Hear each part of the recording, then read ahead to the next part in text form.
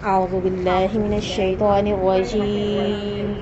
بسم الله الرحمن الرحيم.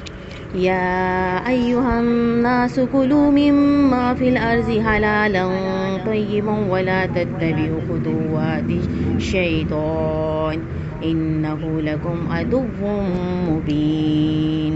إنما يأمركم بالسوء والفحشاء وأن تقولوا على الله ما لا تعلمون. وإذا قيل لهم اتبعوا ما أنزل الله قالوا بل نتبع ما ألفينا عليه آباءنا أولو كان آباؤهم لا يأكلون شيئا ولا يهتدون. صدق الله العظيم. ربي اشرح لي صدري ويسر لي أمري واحلل عقدة من لساني يفقهوا قولي. ربي زدني علما اللهم فقهنا في الدين. اللهم إني أسألك علما نافعا وعملا متقبلا ورزقا طيبا. اللهم انفعنا بما علمتنا وعلمنا ما ينفعنا وزدنا علما. اللهم أرنا الحق حقا وارزقنا اتباعه وأرنا الباطل باطلا وارزقنا اجتنابه. آمين يا رب العالمين. يا أيها الناس كلوا مما في الأرض حلالا طيبا ولا تتبعوا خطوات الشیطان انہ لکم عدو مبین. اے لوگو، زمین میں جو کچھ حلال اور طیب ہے اسے کھاؤ اور شیطان کے نقش قدم کی پیروی نہ کرو، یقیناً وہ تمہارا کھلا دشمن ہے. انما یأمرکم بالسوء والفحشاء، وہ تو بس تمہیں بدی اور بے حیائی کا حکم دیتا ہے. وَأَن تَقُولُوا عَلَى اللَّهِ مَا لَا تَعْلَمُونَ، اور اس کا بھی کہ تم اللہ کی طرف وہ باتیں منسوب کرو جن کے بارے میں تمہیں کوئی علم نہیں ہے. اور جب ان سے کہا جاتا ہے کہ پیروی کرو اس کی جو اللہ نے نازل کیا، تو جواب میں کہتے ہیں کہ ہم تو پیروی کریں گے اس طریقے کی جس پر ہم نے اپنے آباء و اجداد کو پایا، اگرچہ ان کے آباء و اجداد نہ کسی بات کو سمجھ پائے ہوں، نہ ہدایت یافتہ ہوں، یعنی پھر بھی ولا یہتدون، نہ ہدایت یافتہ ہوں نہ عقل رکھتے ہوں. یہاں تھوڑا سا حلال کے بارے میں کہا گیا کہ کھاؤ. اصل میں یہ بحث آئے گی سورہ انعام میں تھوڑا سے کھول کے. عرب میں رواج تھا کہ بتوں کے ناموں پہ کوئی جانور چھوڑ دیتے تھے، کوئی جن کا ذبح کرنا حرام ہوتا تھا. ایسی روایت ہندوؤں میں بھی آج کل عام ہے. جیسے وہاں آئے گا انشاءاللہ العزیز سورہ انعام میں کہ فلاں بت یا فلاں دیوی کو چھوڑ دیتے تھے، وہ فلاں بت کے نام پہ چھوڑ دیتے تھے یا فلاں دیوی کے نام پہ چھوڑ دیتے تھے کسی جانور کو کہ چرتے پھرے کہیں بھی جائیں. ان کا گوشت کھانا بھی حرام تھا، ان کا دودھ پینا بھی پھر حرام سمجھا جاتا تھا. تو یہ رسمیں جو ہیں وہ کرنوں سے ان کے ہاں چلی آ رہی تھی. تو اللہ نے کہا کہ اگرچہ ان کے آباء و اجداد نہ کسی بات کو سمجھ پائے ہوں، نہ وہ ہدایت یافتہ ہوں، کیا پھر بھی اس کی پیروی کریں گے؟ تو وَمَثَلِ الَّذِينَ كَفَرُوا كَمَثَلِ الَّذِي يَنْعِقُ بِمَا لَا يَسْمَعُ إِلَّا دُعَاءً وَنِدَاءً. تو ان لوگوں کی مثال جنہوں نے کفر کیا ایسی ہے جیسی کوئی شخص ایسی چیز کو پکارے جو پکار اور آواز کے کچھ نہ سمجھتی ہو. صُمٌّ بُكْمٌ عُمْيٌ فَهُمْ لَا يَعْقِلُونَ، وہ بہرے بھی ہیں، گونگے بھی ہیں، اندھے بھی ہیں، بس وہ عقل سے کام نہیں لیتے. یا ایھا الذین آمنوا کلوا من طیبات ما رزقناکم، اہل ایمان کھاؤ ان تمام پاکیزہ چیزوں میں سے جو ہم نے تمہیں دی ہیں. واشکروا للہ، اللہ کا شکر ادا کرو. ان کنتم ایاہ تعبدون، اگر تم واقعتاً اس کی عبادت کرنے والے ہو. انما حرم علیکم المیتۃ والدم ولحم الخنزیر وما اہل به لغیر اللہ فمن اضطر غیر باغ ولا عاد فلا اثم علیہ ان اللہ غفور رحیم.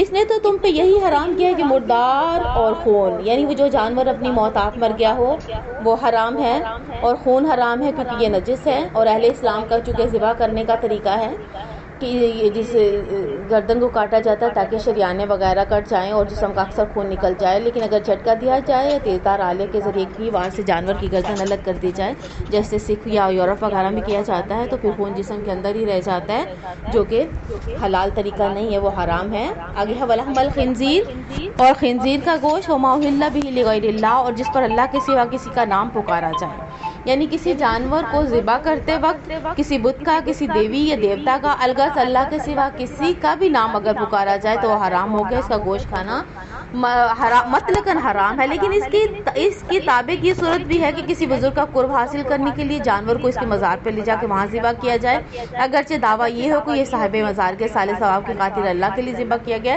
تو اس لیے کہ صالح ثواب کی خاطر یہ عمل گھر پہ بھی کیا جا سکتا تھا۔ وہ کھانے جو اہل عرب میں اس وقت رائج تھے، اللہ تعالیٰ نے بنیادی طور پر ان میں سے 4 چیزوں کی حرمت کا بار بار اعلان کیا ہے، سورہ بقرہ میں بھی اور آگے سورہ مائدہ میں بھی آئے گا جو ہم نے کچھ دنوں پہلے پڑھا تھا نا۔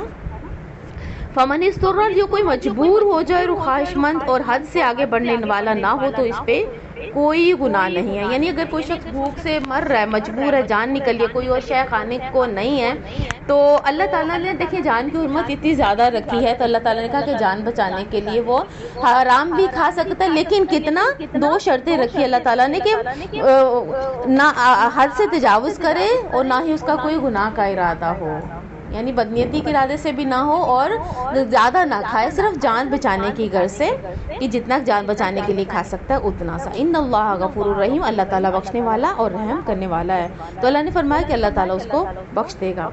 یقیناً وہ لوگ جو چھپاتے ہیں اس کو جو اللہ نے نازل کیا کتاب میں سے اور فروخت کرتے ہیں اسے بہت حقیر سی قیمت پر، یہ لوگ نہیں بھر رہے اپنے پیٹوں میں مگر آگ، اور اللہ ان سے کلام نہیں کرے گا قیامت کے دن، نہ انہیں پاک کرے گا اور ان کے لیے دردناک عذاب ہے۔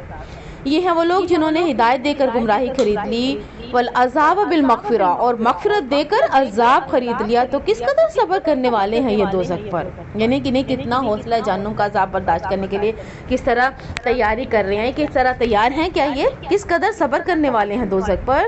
یہ اس لیے کہ اللہ نے تو کتاب نازل کی حق کے ساتھ، اور یقیناً جن لوگوں نے کتاب میں اختلاف ڈالا وہ ضد اور مخالفت میں بہت دور نکل گئے، یعنی جنہوں نے کتاب اللہ اور اللہ کی شریعت میں مختلف پگڈنڈیاں نکال لی ہلے بہانے بنا کے، یہود و نصارہ بھی ایسے ہی کرتے رہے ہیں، تو اللہ نے کہا کہ وہ بہت دور کی گمراہی میں نکل گئے۔ اللہ تعالیٰ ہمیں اس سے بچائے۔ اگلی جو آیت آ رہی ہے یہ قرآن پاک کی انتہائی عظیم آیت ہے، اس میں ہے کہ نیکی کیا ہے، اس کی جڑ کیا ہے، اس کی بنیاد کیا ہے، اور پھر اس کی مظاہر کیا ہے، اور اہم ترین مظہر کیا ہے، اس کی ثانوی حیثیت کیا ہے اس میں سے، اور سب سے اونچی نیکی کیا ہے، یعنی اعلیٰ درجہ کیا ہے نیکی کا۔ تو یہ آگا لیس البر ان تولوا وجوہکم قبل المشرق والمغرب، نیکی یہی نہیں ہے کہ تم اپنے چہرے مشرق اور مغرب کی طرف پھیر دو، یعنی اس عمل کے نیکی ہونے کی نفی نہیں کی گئی، لیکن کہا گیا کہ نیکی صرف یہی نہیں ہے کہ رخ کر لیا جائے، بلکہ یعنی ایک چیز کا ظاہر ہوتا ہے اور ایک اس کا باطن ہوتا ہے، تو یہاں کہا گیا کہ اگر باطن صحیح ہے تو حقیقت میں نیکی ہے، ورنہ نیکی نہیں، یعنی رخ کر لیا ہم یہ ہیں، ہم مسلمان ہیں بس صحیح ہے، یا پھر ہم کسی ایک شے پہ ہیں تو بس صحیح ہے، یعنی اس کا ظاہر کے ساتھ ساتھ جیسے نماز کا ظاہر ہے اس کا باطن بھی ہے، تو اللہ تعالیٰ نے کہا کہ صرف یہی نہیں، نیکی یہی نہیں کہ تم اپنے چہرے مشرق و مغرب کی طرف پھیر لو، بلکہ نیکی تو اس کی ہے، اب کس کی ہے؟ پہلے آ گیا من آمن باللہ، جو ایمان لائے اللہ پر، والیوم الآخری، اور آخرت کے دن پر، والملائکتی، اور فرشتوں پر، والکتاب، اور کتابوں پر، والنبیین، اور کتاب اور نبیوں پر۔ جی وہ کیا کہتے ہیں واٹس ایپ پہ لوگوں کو آواز نہیں جا رہی۔ اچھا دیکھیے گا ذرا، ہاں یہ مائک لگا کے پوچھیے گا۔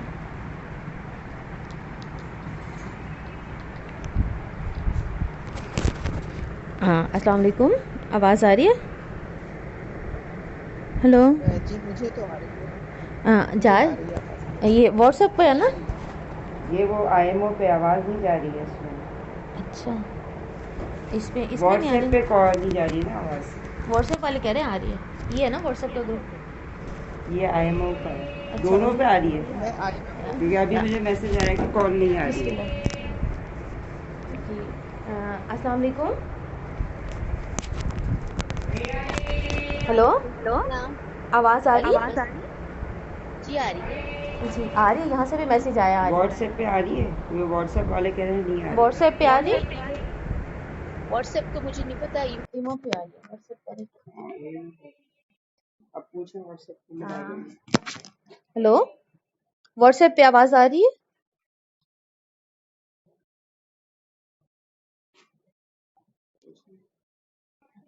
واٹس ایپ پہ آواز آ رہی؟ جی آ رہی ہے، بڑے آ رہی ہے بڑے، وہ بار بار لائن کرتی ہے۔ اچھا آ رہی ہے، دیکھ لیتے ہیں۔ اعوذ باللہ من الشیطان الرجیم، بسم اللہ الرحمن الرحیم۔ लैसल बिर्रु तुवल्लु वुजूहकुम क़िबलल मशरिक़ि वल मग़रिबि, नेकी यही नहीं है कि तुम अपने चेहरे मशरिक और मगरिब की तरफ फेर दो, वलाकिन्नल बिर्रा, बल्कि नेकी तो इसकी है जो ईमान लाए अल्लाह पर, यौम आखिरत पर, फरिश्तों पर, किताबों और नबियों पर। यानी सबसे पहले नेकी की जड़ और बुनियाद बयान कर दी गई कि ईमान सही है, यानी अगर नीयत सही है, तस्नीय नीयत है, ईमान सही है, ईमानियत में सबसे पहले अल्लाह पर ईमान है और उसके बाद आ गया वल यौमिल आखिरी, और आखिरत पर ईमान, यानी जो नेकी कर रहा है वो सिर्फ अल्लाह से ही अजर का तालिब है। फिर क़यामत के दिन पर ईमान का जिक्र हुआ। इस नेकी की जड़ दुनिया, यानी इस नेकी का जो हम अजर चाह रहे हैं तो वो दुनिया में नहीं है बल्कि आखिरत के लिए है। वो इंसान जो नेकी कर रहा है वो आखिरत को में उसका अजर मतलूब है उसको। आगे है वल मलाइकति वल किताबि वन नबीन, ये तीनों मिलके एक यूनिट बनते हैं, यानी ईमान बिल रिसालत का, यानी अल्लाह जो भी नबी जिस पे रिसालत हजरत मोहम्मद मुस्तफा सल्लल्लाहु अलैहि वसल्लम की शख्सियत है, हमारे लिए भी उसवा हसना है। यानी नेकी के ज़ाहिर के लिए हम आप ही सल्लल्लाहु अलैहि वसल्लम को मेयार समझेंगे और आपकी सीरत सब पे अमल करने की कोशिश करेंगे। और आगे है वआतल माला अला हुब्बी, और खर्च करे माल इसकी मोहब्बत के बावजूद, यानी माल की मोहब्बत अल्लाह ताला ने दिल में रखी है, लेकिन इसके बावजूद अल्लाह की राह में खर्च करना। इताए माल का तज़किरा आ गया कि उसकी मोहब्बत के बावजूद खर्च करे। ज़विल कुर्बा वल यतामा वल मसाकीन वब्न सबील वस्साइलिन फिर रिकाब, कराबतदारों, यतीमों, मोहताजों, मुसाफिरों, मांगने वालों पर और गर्दन के छुड़ाने में। गोया नेकी के मज़ाहिर में अव्वल मजहर क्या है? इंसानी हमदर्दी है। यानी अगर ये नहीं तो नेकी का वजूद नहीं। इबादत के अंबार लगे हों मगर दिल में शकावत हो, सख्ती हो, किसी की को तकलीफ में देख के दिल ना पसीजे, तो फिर यहाँ कहा गया कि हालांकि माल मौजूद हो तो ये जो तर्ज अमल है दीन की रूह से बिल्कुल खाली है। यानी कि तुम आगे सूरह आल इमरान में भी आएगा ना, लन तनालुल बिर्रा हत्ता तुनफिकू मिम्मा तुहिब्बून, तुम नेकी को नहीं पहुंच सकते जब तक कि तुम अपनी पसंदीदा चीज, महबूब चीज अल्लाह की राह में खर्च ना करो। आगे है अकामस्सलाता व आत ज़काता, नमाज कायम करे और ज़कात अदा करे। अब देखिए हिकमत दीन मुलाहिजा कीजिए कि नमाज और ज़कात का जो है जिक्र है अल्लाह ताला ने इंसानी हमदर्दी के बाद किया है। पहले इंसानी हमदर्दी और उसमें इताए माल का जिक्र हो गया, यानी ज़कात के अलावा भी हमारे माल में हक है।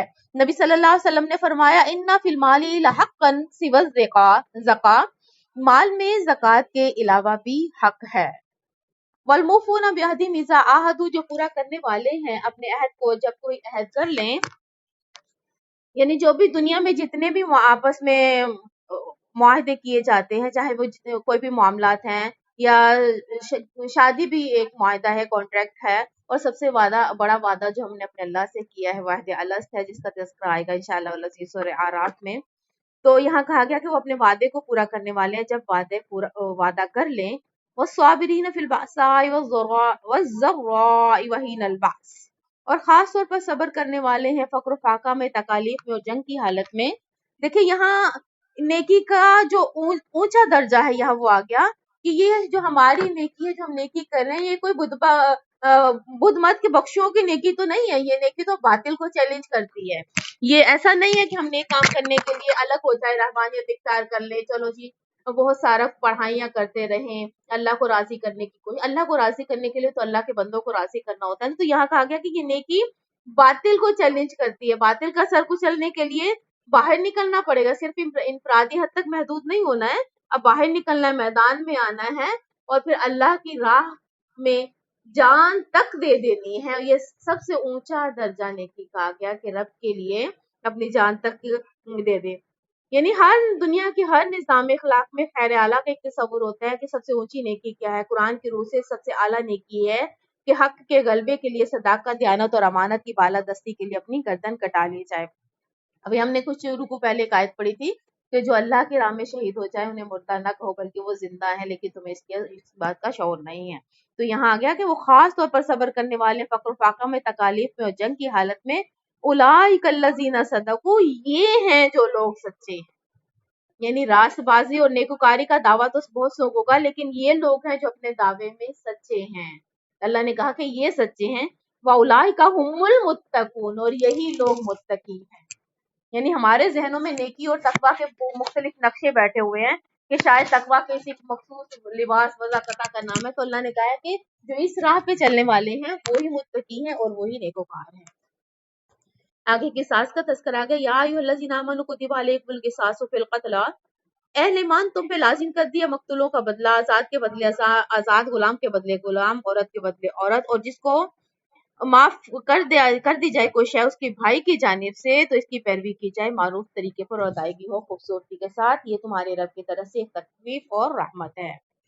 یعنی یہ خون بہا کے دینا ہے سب کچھ ہے، لیکن اللہ نے کہا کہ مقتول کے ورثہ اگر قاتل کو کچھ رعایت دے تو اس کی جان بخشی کو تیار ہیں تو وہ اس سے خون بہا لے سکتے ہیں، اور اس کے بعد جو حد سے تجاوز کرے تو ان کے لیے دردناک عذاب ہے۔ تو اور اے ہوشمندو تمہارے لیے قصاص میں زندگی ہے تاکہ تم بچ سکو، یعنی معاشرتی زندگی آپ کو درگزر ایک اچھی قدر ہے، اسلام اس کی تعلیم دیتا ہے، بار بار اللہ تعالیٰ فرماتا ہے کہ معاف کرتے رہو، چشم پوشی کرتے رہو، لیکن قتل کے مقدمات میں سہل انگاری اور چشم پوشی کو قصاص کی راہ میں حائل نہیں ہونے دینا چاہیے، بلکہ شدت کے ساتھ اس کی پیروی ہونی چاہیے تاکہ اس سے آگے قتل کا سلسلہ بند ہو سکے۔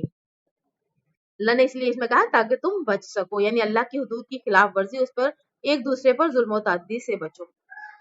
اور جب تم میں سے کسی کا موت کا وقت آ جائے اور وہ مال چھوڑ رہا ہو تو اس پہ فرض کیا گیا ہے کہ اپنے والدین اور رشتہ داروں کے حق میں انصاف کے ساتھ وصیت کرتے حقاً علی المتقین، ایمان والوں کا تقوی اختیار کرنے والوں کا یہ حق ہے، یعنی حق ہے یہ متقین کے لیے کہ ان پہ واجب ہے کہ وصیت کر جائیں۔ فَمَن بَدَّلَهُ بَعْدَ مَا سَمِعَهُ، تو جس نے بدل دیا اس وصیت کو بعد اس کے آنے کے، فَإِنَّمَا إِثْمُهُ عَلَى الَّذِينَ يُبَدِّلُونَهُ، تو اس کا گناہ اسی پر ہے جو اسے تبدیل کر دے، یقیناً اللہ تعالیٰ سب کچھ سننے والا اور سب کچھ جاننے والا ہے۔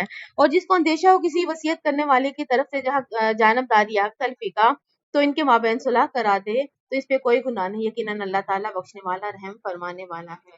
دیکھیں یہاں جیسے کل ہم نے ناسخ منسوخ کا سلسلہ کے بارے میں آج پڑھی تھی، تو یہاں یہ کہ ابھی قانون وراثت تب تک نہیں آیا تھا، آگے انشاءاللہ سورہ نساء میں پڑھیں گے جس میں قانون وراثت ہے۔ تو اس زمن میں یہ ابتدائی قدم تھا، دور جاہلیت میں وراثت کی تقسیم اور طریقے سے ہوتی تھی کہ جب ایک شخص مر جاتا تھا تو جائیداد میں بڑا ہی بیٹا مالک بن جاتا، اور بہت سارے طریقے ہندوؤں میں بھی یہ رسمیں آئے تھے۔ تو یہاں پہلے کہا گیا کہ وصیت کر دو، لیکن بعد میں جب وراثت کے احکام نازل کر دیا اللہ تعالیٰ نے تو فرض کر دیا ہر ایک کا حصہ مقرر کر دیا ہوا ہے، تو پھر اس کے بعد ایک ٹکڑا اس آیت کا باقی رہا کہ وصیت جو ہے 1/3 کی جائز ہے، اور وہ بھی غیر وارث کے لیے۔ وصیت اگر کرے انسان تو صرف غیر وارث کے لیے ہے، جو وہ بھی اپنے مال کی 1/3 کی، باقی جو ہے سب وارثوں کو اس کا حق برابر اللہ تعالیٰ نے جو دیا ہے ویسے ہی دینا پڑے گا۔ آگے رمضان کے بارے میں 6 آیات ڈیٹیل کے ساتھ یہاں آئی ہیں۔ پورے قرآن میں ایک ہی مقام ایسا ہے جہاں 6 ہیں روزے کے بارے میں 6 آیات ہیں۔ یا ایھا الذین آمنوا کتب علیکم الصیام کما کتب علی الذین من قبلکم لعلکم تتقون، اے ایمان والو تم پہ روزے رکھنا فرض کیا گیا جیسے کہ فرض کیا گیا تم سے پہلے لوگوں پر تاکہ تمہارے اندر تقوی پیدا ہو جائے۔ ایام معدودات، گنتی کے چند دن۔ دیکھیں یہاں جو فرضیت آ رہی ہے اس کے بارے میں بہت سو کا خیال تھا کہ تفسیر ابن کبیر میں بھی امام راضی کے ہاں ہے، اور ڈاکٹر اسرار احمد صاحب کی بھی رائے یہی ہے، اور مولانا انور شاہ کاشمیری کی بھی رائے یہی ہے کہ اس پہلی آیت سے جو ہے ایام معدودات کے لفظ ہے کہ 3 دن کے روزے جو ایام بیس کے روزے نبی صلی اللہ علیہ وسلم رکھتے تھے تو پہلے یہ فرض کے درجے میں آئے ہیں، کیونکہ یہاں ایام معدودات لکھا ہے کہ جو یہ گنتی جو ہے 9 تک کے لیے آتی ہے، اس سے زیادہ تک کے لیے نہیں آتی، جیسے حج کے احکام ہے جہاں وہاں بھی ایام معدودات کا لفظ ہے، تو یہاں بھی آیا کہ گنتی کے چند دن، اور اس میں تھوڑا سا الگ ہے کہ جو کوئی سفر پہ ہو وہ تعداد پوری کر لے دوسرے دنوں میں، اور جو اس کی طاقت رکھتے ہوں جو اس کی طاقت رکھتے ہوں یعنی وہ روزہ نہ رکھے تو ان پہ فدیہ ایک مسکین کا کھانا کھلانا، اور جو کوئی اپنی مرضی سے کوئی خیر کرنا چاہیے تو اس کے لیے خیر ہے، یعنی اگر وہ روزہ بھی رکھے مسکین کو کھانا بھی کھلائے تو بہتر ہے، اور روزہ رکھو یہ تمہارے لیے بہتر ہے اگر تم جانو، یعنی رعایت کا یہ انداز دیا گیا ہے۔ اور اگلی جو آیتیں آ رہی ہیں یہ خاص رمضان کے روزوں سے متعلق ہیں، اس میں ہے شہر رمضان الذی انزل فیہ القرآن، رمضان کا مہینہ وہ ہے جس میں قرآن اتارا گیا لوگوں کے لیے ہدایت بنا کر، ہدایت اور حق و باطل کے درمیان امتیاز کی روشن دلیلوں کے ساتھ، یعنی فرقان حق و باطل کے درمیان فرق کے ساتھ، اور جو کوئی بھی تم میں سے اس مہینے کو پائے اس پہ چاہیے کہ روزہ رکھے دیکھا بھیا فل یسم، اس کو چاہیے کہ روزہ رکھے، لینی لازم ہے اس کے لیے، اور جو بیمار ہو یا سفر میں ہو تو تعداد پوری کر لے دوسرے دنوں میں، یعنی یہ رعایت اس پہ سابق برقرار رکھی گئی۔ اللہ تمہارے ساتھ آسانی چاہتا ہے، وہ تمہارے ساتھ سختی نہیں چاہتا، یعنی خام خواہ اپنے اوپر سختیاں مت جھیلو، آسان ہے دین، اللہ تعالیٰ نے دین کو مشکل نہیں بنایا ہے، کہ جو بیمار ہے یا سفر میں ہے یہ اللہ تعالیٰ نے رعایت دی ہے، تو اس کے لیے اگر روزہ نہ رکھے تو یہ رعایت ہے۔ ایک سفر میں نبی صلی اللہ علیہ وسلم کے ساتھ کچھ صحابہ شریک تھے جو جہاد کے لیے جا رہے تھے، ان میں سے چند نے روزہ رکھ لیا ہوا تھا۔ اب منزل پہ جا کے جو جن کا روزہ تھا وہ نڈھال ہو گئے، اور جو جن کا روزہ نہیں تھا انہوں نے خیمے وغیرہ لگائے، تو آپ صلی اللہ علیہ وسلم نے فرمایا لیسا من البر صوم فی السفر، سفر میں روزہ رکھنا کوئی نیکی کا کام نہیں ہے، یعنی ہمارے ہاں نیکی کا تصور مختلف ہے، کچھ لوگ ایسے بھی ہیں خام خواہ 104-5 بخار چڑھاؤ تو کہیں گے روزہ نہیں چھوڑوں گا، حالانکہ اللہ تعالیٰ کی طرف سے رعایت کا فائدہ اٹھا دینا بھی کفران نعمت ہے۔ وَلِتُكْمِلُوا الْعِدَّةَ، تاکہ تم تعداد پوری کرو، یعنی روزے جو چھوٹ گئے ہیں ان کی تعداد دوسرے دنوں میں پوری کرنے واجب ہے۔ وَلِتُكَبِّرُوا اللَّهَ عَلَىٰ مَا هَدَاكُمْ، تاکہ تم بڑائی کرو اللہ کی جو ہدایت اس نے تمہیں دی ہے، وَلَعَلَّكُمْ تَشْكُرُونَ، اور تاکہ تم شکر ادا کرو، یعنی شکر یعنی انسانی جسم، کیونکہ جسم حیوانی ہے، اس کی اگر کچھ کم کھائیں گے کمزور پڑے گا، تو جو روح ہے وہ روح ربانی جو اللہ تعالیٰ نے ہمارے اندر کو کی ہے اس کو تقویت حاصل ہوگی۔ اگلی آیت انتہائی یہاں بہت خوبصورت، وَإِذَا سَأَلَكَ عِبَادِي عَنِّي فَإِنِّي قَرِيبٌ، اے نبی صلی اللہ علیہ وسلم جب میرے بندے آپ سے میرے بارے میں سوال کرے تو بتا دیجئے میں قریب ہوں، یعنی اللہ اور بندے کے درمیان کوئی فصل نہیں، کوئی دوری نہیں ہے، فصل ہے تو ہماری اپنی ذات کے اندر ہے، ہماری اپنی نیت میں ہے۔ وہ کہتے ہیں نا، لوگ کیا کہتے ہیں کہ حرام کس منہ سے اللہ کے پاس جاؤ گے، کسی پیر کے پاس جاؤ، دعائیں کرواؤ، نذرانے دو، تو اللہ نے تو کہا ہے کہ اللہ اور بندے کے درمیان خود انسان کا اپنا نفس ہی عائلہ اور کوئی نہیں ہے، ورنہ اللہ اور بندے کا معاملہ تو کیا ہے کہ اللہ نے کہا کہ ہم تو مائل با کرم ہیں، کوئی سائل ہی نہیں، راہ دکھلائیں کسے راہ روے منزل ہی نہیں، یعنی اس تک پہنچنے کا واسطہ کوئی پوپ نہیں ہے، کوئی پادری نہیں ہے، کوئی پنڈت نہیں ہے، اور کوئی پیر نہیں ہے، جب چاہو اللہ سے ہم کلام ہو جاؤ۔ بلکہ ایک علامہ اقبال کا ایک شعر ہے کہ کیوں خالق و مخلوق میں حائل ہے پردے، پیرانے کلیسا کو کلیسا سے اٹھا دو، یعنی جب چاہے جہاں چاہے اللہ تعالیٰ سے بندہ ہم کلام ہو سکتا ہے۔ اجیب دعوت الداعی اذا دعان، میں تو ہر پکارنے والے کی پکار کا دیتا ہوں جب بھی وہ مجھے پکارے۔ اجیب کا جو ہے اجابت ہے وہ جب بھی اور جہاں بھی، یعنی جواب دینا بھی ہے اور اس کا قبول کرنا بھی ہے۔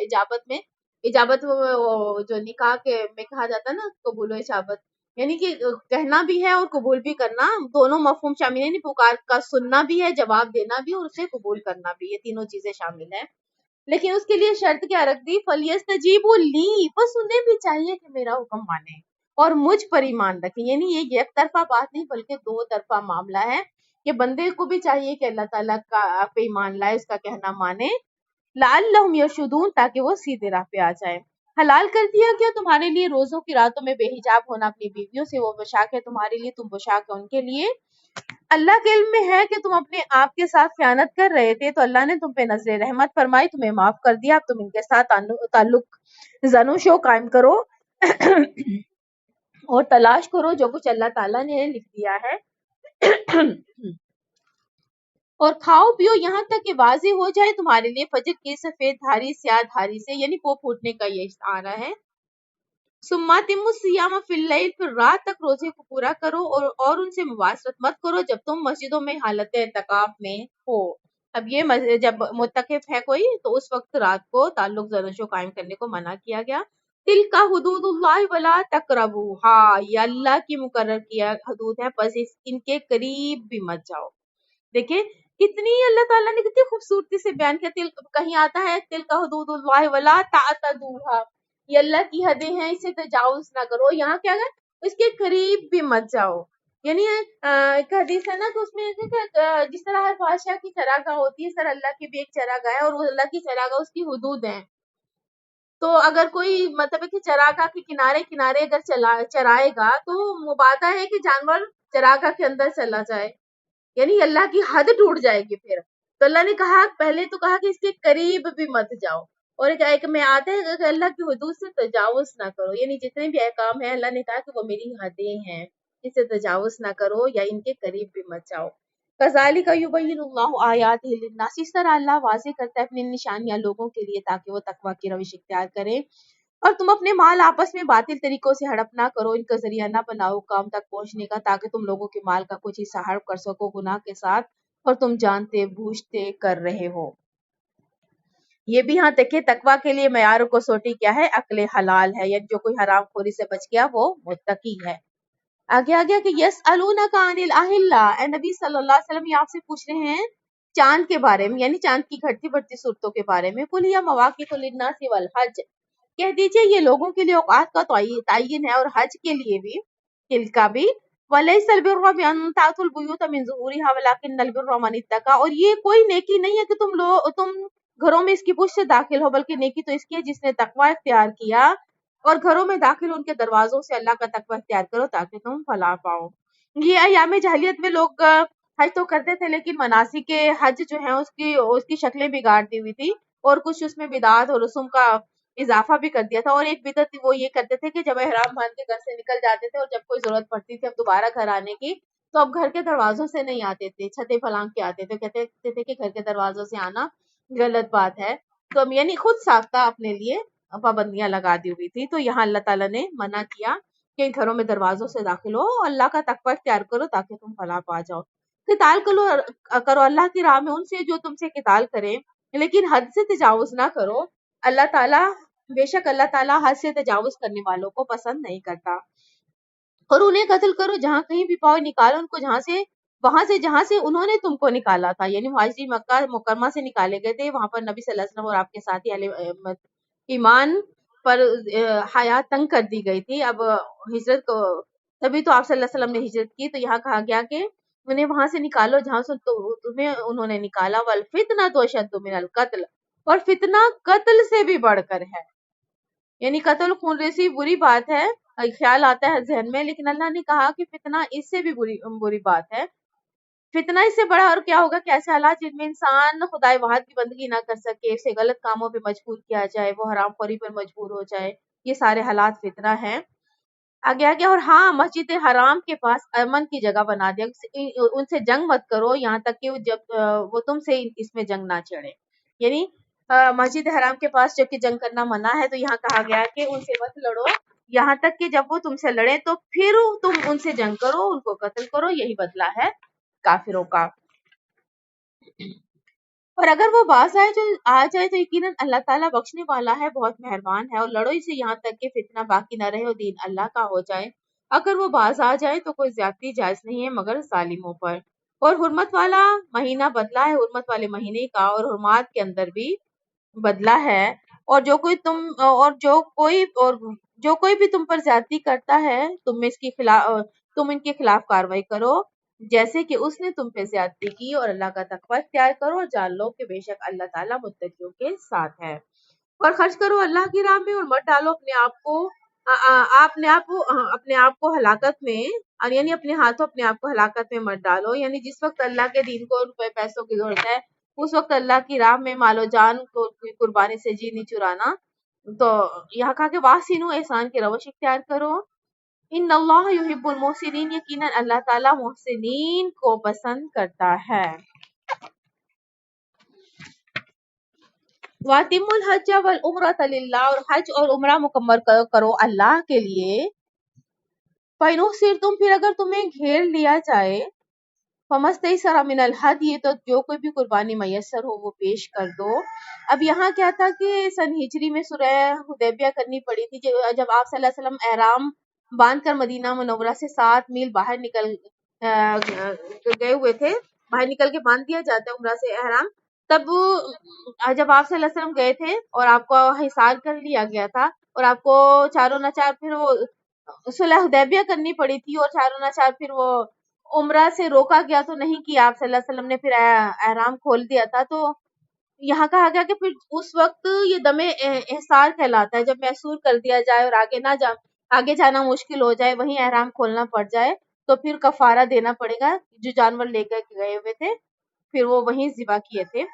تو آگے کا اپنے سر اس وقت تک نہ مونڈو جب تک کہ قربانی اپنی جگہ نہ پہنچائے، یعنی جب قربانی کا جانور ذبح والا جانور وہاں قربان گاہ تک نہ پہنچ جائے اس وقت تک کہا کہ سر نہ منڈواؤ۔ اور جو کوئی تم میں سے بیمار ہو، اس کے سر میں کوئی تکلیف ہو تو فدیے کے طور پہ روزے رکھے یا صدقہ دے یا قربانی کرے۔ اور جب تم حالت امن میں آ جاؤ تو پھر جو کوئی بھی فائدہ اٹھائے عمرے کا حج سے قبل تو قربانی پیش کرے جو اسے میسر ہو۔ اور جس کو قربانی نہ ملے وہ 3 دن کے روزے رکھے ایام حج میں، اور 7 روزے رکھو جب تم واپس آ جاؤ، یعنی عین ایام حج میں 7ویں 8ویں 9ویں ذی الحجہ کو روزہ رکھنا ہوگا۔ 10ویں کا روزہ نہیں ہو سکتا، وہ عید کا دن ہے کیونکہ وہ یوم نہار ہے۔ اور 7 روزے رکھو واپس پہنچ کر، یہ کل 10 روزے ہوئے۔ تلکا شرطن کاملہ، یہ رعایت ان کے لیے ہے جس کے گھر والے مسجد حرام کے قریب نہ رہتے ہوں، یعنی یہ جو حدود حرم سے باہر ہیں، جیسے ہم جیسے لوگ باہر والے، یہ ان کے لیے ہے۔ اگر دم نہ دے سکے، اگر غلطی کوتاہی ہو جاتی ہے تو پھر 10 روزے ہیں 3 مہی اور 7 آنکھیں۔ واتقوا اللہ، اللہ کا تقوی اختیار کرو۔ وَاعْلَمُوا أَنَّ اللَّهَ شَدِيدُ الْعِقَابِ، اور خوب جان لو اللہ تعالیٰ سزا دینے میں بھی بہت سخت ہے۔ حج کے مہینے معلوم ہے، بس جس نے اپنے اوپر لازم کر لیا ان مہینے میں حج کو، تو اس دوران حج میں نہ تو شہوت کی بات کرنی ہے، نہ فسق و فجور کی، نہ لڑائی جھگڑے کی، یعنی ہم ان سب چیزوں سے منع کر دیا گیا۔ اور جو نیکی کے کام بھی تم کرو گے اللہ اس کو جانتا ہے۔ اور زیادہ راہ لے لیا کرو، یقیناً بہترین زیادہ راہ تقویٰ ہے، یعنی دونوں معنی۔ پہلے تو یہ کہا کہ بہترین زیادہ راہ تقویٰ ہے، یعنی اس سفر حج میں مادی زیادہ راہ کے علاوہ بھی تقویٰ کی پونجی بھی ضروری ہے۔ اور تو اگر آپ نے اخراجات سفر کے لیے پیسہ تو لے لیا لیکن تقویٰ نہیں ہے، تو وہ تقویٰ نہیں ہے تو پھر وہ بھی حج کی روح اور برکات سے محروم ہے۔ دوسرا مفہوم یہ ہے کہ خود اپنے ساتھ انسان اپنا خرچ ساتھ لے کے جائے تاکہ دوسروں سے مانگنا نہ پڑے۔ اس طرح یہاں تقویٰ سے دوسرا ہے کہ سوال سے بھی بچنا ہے، آگے مانگنے سے بچنا ہے۔ اتنا انسان کے پاس زیادہ راہ ہونا چاہیے کہ وہ وہاں گزارا اچھی طرح کر لے۔ وَاتَّقُونِ يَا أُولِي الْأَلْبَابِ، میرا ہی تقویٰ اختیار کرو اے ہوش مندو۔ تم پہ اس عمل میں کوئی گناہ نہیں ہے کہ تم اپنے رب کا فضل بھی تلاش کرو، یعنی سفر حج کے دوران اگر انسان تجارت کا کوئی سامان دوسرے ملکوں سے جا رہا لے جائے تو اللہ تعالیٰ نے منع نہیں کیا، تو اس وقت کہا کہ تم اپنے رب کا فضل بھی تلاش کر سکتے ہو۔ پر جب تم عرفات سے واپس لوٹو تو یاد کرو مشعر حرام کے پاس کے نزدیک، اور یاد کرو اسے جیسے کہ اس نے تمہیں ہدایت دی تھی، اور یقیناً اس سے پہلے تم لوگ گمراہ لوگوں میں سے تھے، یعنی حج کی حقیقت سے ناواقف تھے۔ اور یہاں پورا حج کا آگے کہ پہلا تو اصل حج تو عرفہ کا ہے، اور اس کے بعد باقی ہے جس نے یوم عرفہ میں شمولیت اختیار کر لی اس کا حج ہو جاتا ہے، باقی چیزوں کا کفارے بھی ہو سکتا ہے۔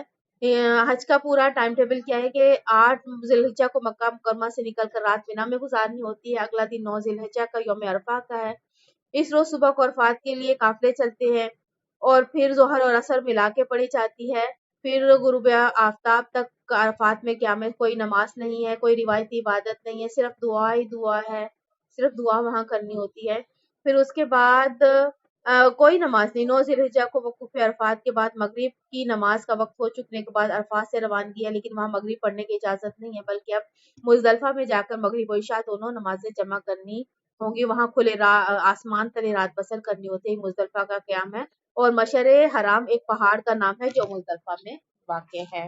تو وہاں کہا گیا کہ یاد کرو اللہ تعالیٰ کو، یاد کرو اسے جیسے اس نے تمہیں ہدایت کی، یقیناً اس سے پہلے تم گمراہ لوگوں میں سے تھے، اور تم بھی وہیں سے پلٹو جہاں سے سب لوگ پلٹتے ہیں۔ اب یہ زمانہ جاہلیت میں قریش مکہ عرفات تک نہیں جاتے تھے، ان کا کہنا کہ ہماری حیثیت تو خاص ہے لہٰذا ہم مینا میں قیام کریں گے، وہاں سے باہر سے آنے والے لوگ عرفات جائیں گے، لیکن اللہ نے کہا کہ یہ فرض ہے، عرفات وہیں سے آؤ، واپس آؤ، عرفات تک پہنچو۔ واستغفر اللہ، اللہ سے استغفار کرو، بے شک اللہ تعالیٰ بخشنے والا اور رحم فرمانے والا ہے۔ جب تم اپنے مناسک حج ادا کر چکے ہو تو اب اللہ کا ذکر کرو جیسے کہ تم اپنے آباء و اجداد کا ذکر کرتے تھے، بلکہ اس سے بھی زیادہ شدید ترین، یہ اللہ تعالیٰ نے کہا کہ پھر اللہ تعالیٰ کا وہ انتہائی ذکر کرنا ہے۔ مینا میں قیام کے دوران خوب اللہ کا ذکر کرنا ہے۔ پہلے ایام جاہلیت میں کیا ہوتا تھا کہ وہاں بیٹھ کے اپنے آباء و اجداد کے قصے، کہانیاں اور اسلاف کی عظمت کا بیان ہوتا تھا، یہاں اللہ تعالیٰ نے کہا کہ اللہ کا ذکر کرنا ہے۔ فَمِنَ النَّاسِ مَن يَقُولُ رَبَّنَا آتِنَا فِي الدُّنْيَا وَمَا لَهُ فِي الْآخِرَةِ مِنْ خَلَاقٍ، لوگوں میں سے کچھ وہ بھی ہیں جو یہی کہتے ہیں اے ہمارے رب ہمیں دنیا ہی میں دے دے، ایسے لوگوں کے لیے آخرت میں کوئی حصہ نہیں ہے۔ اور ان میں سے وہ بھی ہیں جو یہ کہتے ہیں اے پروردگار ربنا آتنا فی الدنیا حسنۃ وفی الآخرۃ حسنۃ وقنا عذاب النار، یا اللہ ہمیں دنیا میں بھی خیر عطا فرما اور آخرت میں بھی خیر دے اور ہمیں آگ کے عذاب سے بچا لے۔ اور یہی وہ دعا ہے جو طواف کے ہر چکر میں جو ہے رکن یمانی سے حجر اسود تک کی جاتی ہے۔ باقی تو پورے طواف میں کوئی بھی دعا مانگی جاتی ہے، لیکن رکن یمانی سے حجر اسود تک یہی دعا پڑھی جاتی ہے۔ اولئک لہم نصیب مما کسبوا، اور انہی لوگوں کے لیے حصہ ہوگا اس میں سے جو انہوں نے کمایا، اور اللہ جلد حساب چکانے والا ہے۔ اور ذکر کرو اللہ کا گنتی کے چند دن، دیکھیں یہاں بھی آیا ایام معدودات، گنتی یعنی 11ویں 12ویں 13ویں تاریخوں میں یوم نحر کے بعد مینا میں قیام کیا جاتا ہے، ان تینوں دنوں میں کنکریاں ماری جاتی ہے، نماز کے بعد تکبیر کہنے کا حکم ہے، تکبیر اور دیگر اوقات میں بھی تکبیر و ذکر الہی کثرت سے کیا جاتا ہے، یعنی کہ وذکر اللہ فی ایام معدودات۔ اور جو کوئی 2 دن میں ہی جلدی سے واپس آ جائے تو اس پہ بھی گناہ نہیں ہے، یعنی کوئی 3 دن نہیں کر رہا تو 2 دن میں واپسی ہے تو کوئی گناہ نہیں ہے، جو پیچھے رہے یعنی مینا میں ٹھہرا رہے 3 دن کی مقدار پوری کرے تو اس پہ بھی کوئی گناہ نہیں، بشرطے کہ وہ تقوی اختیار کرے، یعنی اصل شے جو ہے وہ تقوی ہے، پرہیزگاری ہے۔ اور اللہ کا تقوی اختیار کرو، خوب جان لو کہ تمہیں اس کے پاس جمع کیا جائے گا۔ اور لوگوں میں سے کوئی شخص ایسا بھی ہے جس کی باتیں تمہیں بہت اچھی لگتی ہیں دنیا کی زندگی میں، اور وہ اللہ کو بھی گواہ ٹھہراتا ہے اپنے دل کی بات پر، وہ الد الخصام، حالانکہ فی الواقع وہ شدید ترین دشمن ہے۔ یہاں منافقین کا طرز عمل تھوڑا بیان کیا جا رہا ہے کہ وہ منافقین میں بہت سارے ایسے تھے زبانوں پہ وہ ایک قسم سے بڑے چاپلوس اور چرب زبان تھے، گفتگو میں لگتا تھا انتہائی مخلص ہیں لیکن اندر سے وہ انتہائی گھٹیا ان کا کردار تھا۔ تو اللہ نے کہا کہ وہ قسمیں بھی کھا رہے ہوتے ہیں حالانکہ وہ شدید ترین دشمن ہے۔ جب وہ پیٹ پھیر کے جاتا ہے زمین میں، پیٹ پھیر کر جاتا ہے زمین میں، بھاگ کر وسعا فی الارض، زمین میں جو کوشش کرتا ہے تاکہ فساد میں چاہے کھیتی اور نسل کو تباہ کرے، یعنی ان کی بھاگ دوڑ صرف اس لیے ہوتی ہے کہ زمین میں فساد مچایا جائے۔ واللہ لا یحب الفساد، اللہ تعالیٰ کو فساد بالکل پسند نہیں ہے۔ جب ان سے کہا جاتا ہے کہ اللہ سے ڈرو تو جھوٹی عزت نفس ان کو گناہ پہ جما دیتی ہے، یعنی جب ان کو کہا جاتا ہے اللہ کا خوف کرو، اللہ سے ڈرو، تو تم ایسی خوبصورت باتیں کرتے ہو، عمل نہیں ہے، تو کہتے ہیں کہ اللہ سے ڈرو تو جھوٹی عزت نفس ان کو گناہ پر اور جما دیتی ہیں۔ فحسبہ جہنم، تو ان کے لیے جہنم کافی ہے، ولا بئس المہاد، یقیناً وہ بہت برا ٹھکانہ ہے۔ یہاں روایت میں آتا ہے کہ منافقین مدینہ میں ایک شخص اخنس بن شریق تھا، اس کا کردار یہ بیان ہوا ہے۔ شان نزول کے اعتبار سے یہ بات ٹھیک ہے، اور تعویل خاص میں بھی اس کو سامنے رکھا جائے کہ یہ ہر ایک کا نہیں بلکہ یہ خاص کردار کے لیے کہا جا رہا ہے کہ اس کا یہ طرز عمل تھا کہ وہ اوپر سے بہت میٹھی میٹھی باتیں کرتا تھا اور اندر سے انتہائی فسادی تھا۔ اور لوگوں میں سے ایک شخص وہ بھی ہے جو بیچ دیتا ہے اپنی جان کو اللہ کی رضا کے لیے، اور اللہ اپنے بندوں کے حق میں انتہائی شفیق ہے، یعنی اللہ کی رضا جوئی کے لیے اپنا تن من دھن قربان کر دیتا ہے، جیسے ان صلاتی نسکی محیای و مماتی للہ رب العالمین، نمازیں، میرا روزہ، میرا جینا، میرا مرنا سب اللہ کے لیے، یعنی فوراً اللہ تعالیٰ جہاں جہنم کا تذکرہ آتا ہے وہاں جنت کا دیتا ہے، جہاں برا تذکرہ آتا ہے تو دوسرا کردار بھی اللہ تعالیٰ ساتھ دیتا ہے، وہاں نیک لوگوں کا بھی اللہ تعالیٰ تذکرہ دیتا ہے۔ تو یہاں آ گیا کہ جس نے اپنا تن من تن اللہ کے لیے قربان کر دیا تو اللہ تعالیٰ ایسے بندوں کے حق میں انتہائی شفیق ہے، رؤوف بالعباد ہے اللہ تعالیٰ۔ اہل ایمان اسلام میں داخل ہو جاؤ پورے کے پورے، اور شیطان کے قدموں کی پیروی نہ کرو، یقیناً وہ تمہارا کھلا دشمن ہے۔ پھر اگر تم پھسل گئے اس کے بعد بھی کہ تمہارے پاس یہ واضح تعلیمات آ چکی تو جان لو اللہ تعالیٰ زبردست ہے، حکمت والا ہے۔ کیا یہ اسی کا انتظار کریں آ جائے ان پہ اللہ تعالیٰ بادلوں کے سائبانوں میں فرشتے اور فیصلہ چکا دیا جائے، یعنی اللہ تعالیٰ جلال دکھائے، فرشتے آئے اور ان کا حساب کتاب ہو جائے، یعنی یہ سب کچھ تو وہ تبھی ہوگا نا جب قیامت آئے گی۔ اور نبی صلی اللہ علیہ وسلم نے فرمایا کہ جو مر گیا اس کی تو قیامت آ گئی، مماتا فقط قیامت قامت قیامت، جو مر گیا اس کی تو قیامت آ گئی، یعنی کوئی گارنٹی نہیں ہے کہ سارے کام کر لیں گے تو پھر کرنے کے بعد پھر دین کا کوئی کام کریں گے۔ تو اللہ تعالیٰ نے کہ یہ تو سب کچھ ہے، یعنی اس بات کا انتظار کرے، اللہ تعالیٰ کہہ رہے کہ فرشتوں کا نزول ہو جائے، وَإِلَى اللَّهِ تُرْجَعُ الْأُمُورُ، یقیناً تمام معاملات اللہ ہی کی طرف لوٹا دیے جائیں گے۔ پوچھ لو بنی اسرائیل سے کہ ہم نے انہیں کتنی روشن نشانیاں عطا کی، اور جو کوئی بدل ڈالے اللہ کی نعمت کو بعد اس کے کہ ان کے پاس آ گئی تو جان لو کہ اللہ سزا دینے میں بھی سخت ہے۔ ان لوگوں کے لیے یعنی ان کافروں کے لیے دنیا کی زندگی بڑی مزین کر دی گئی، یعنی بڑی اچھی لگتی ہے دنیا کی زندگی، بڑے حریص ہیں یہ دنیا کی زندگی پر، وہ مذاق اڑاتے ہیں اہل ایمان کا۔